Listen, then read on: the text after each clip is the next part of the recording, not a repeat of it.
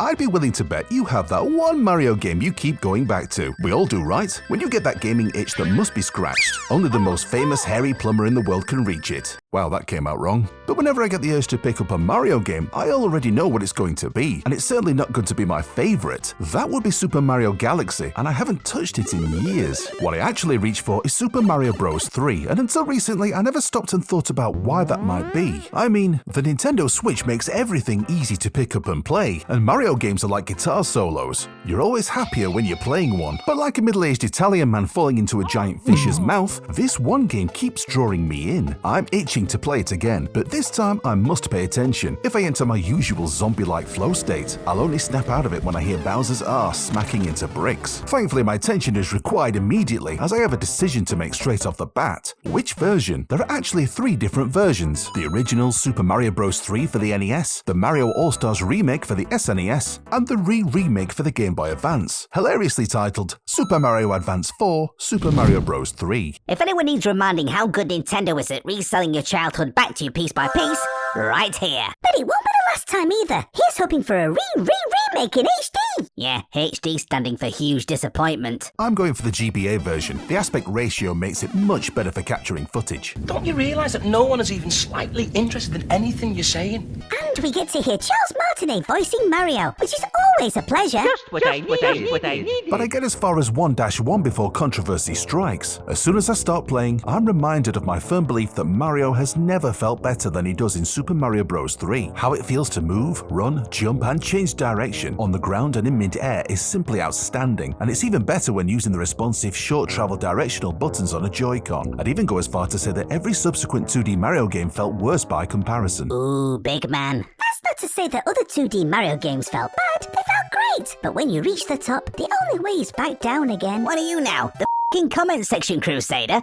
Everyone has their favourite. There might be some lunatics out there that think that Super Mario Land controls best, but thankfully that's only after they've banged their head on concrete. Mario has perfect weight and control, like an extension of your own mind. Just look how easily I directed Mario into that Koopa. Effortless. But to be honest, I'm surprised I still hit anything when I know exactly what's coming next. The levels are memorable, short, and very sweet. While later games like Wonder are constantly slowing you down in search of secrets, I found myself flying through the early levels in Super Mario Bros. 3, sometimes literally. And I believe this points to another reason I replay this so much. It's fast. When you see the black end of level segments, rather than slowing down for goal poles and whatever this thing is, you just run as fast as you can. It's actually called a giant gate. It's a giant waste of time. What has the length of the levels got to do with anything? It's just like golf.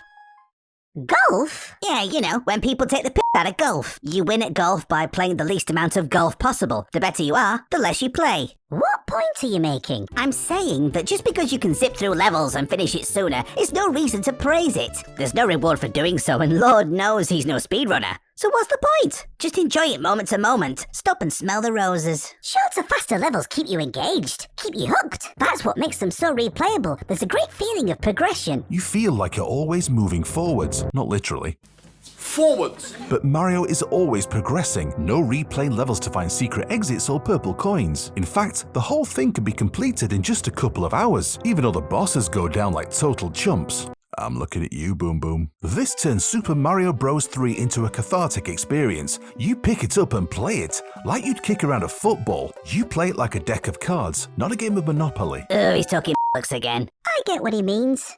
Just. After what feels like a few minutes, I'm into World 3, the Water World. It's easy to forget that the cliche of Mario World theming all started here. We all know it by now. Grass, desert, water, snow, etc. From a game design point of view, it's a great idea, and while it's absolutely been done to death, the variety it adds to the game visually and how it allows for the game mechanics to be changed up organically is tough to improve on, hence why it's become the cliche it has. And even though again, I know exactly what's coming next, the change of theming and music as I begin a new world always seems to reset my brain. I just have to keep playing. World 4, 5, 6, I can't seem to stop. You know how this goes. I get to the end, I beat Bowser, I watch the credits as some kind of self-satisfying ritual, I quit the game, and a few months later I get the itch all over again. Super Mario Bros. 3 is a masterpiece of game design. Not a second of your time is wasted, it's all killer. Even the box art doesn't waste your time. That's why we keep playing Super Mario Bros. 3. It's distilled to the point of perfection. And the great thing about perfection is it never gets old. You know, some people would say that it's linearity and the fact you can burn through it in a couple of hours of bugs, not features. Oh, come on, Hell. Sometimes you just want a comforting piece of cake rather than a hearty meal, and the game. Now you're talking b****s. And like a piece of cake, it grows increasingly stale over time.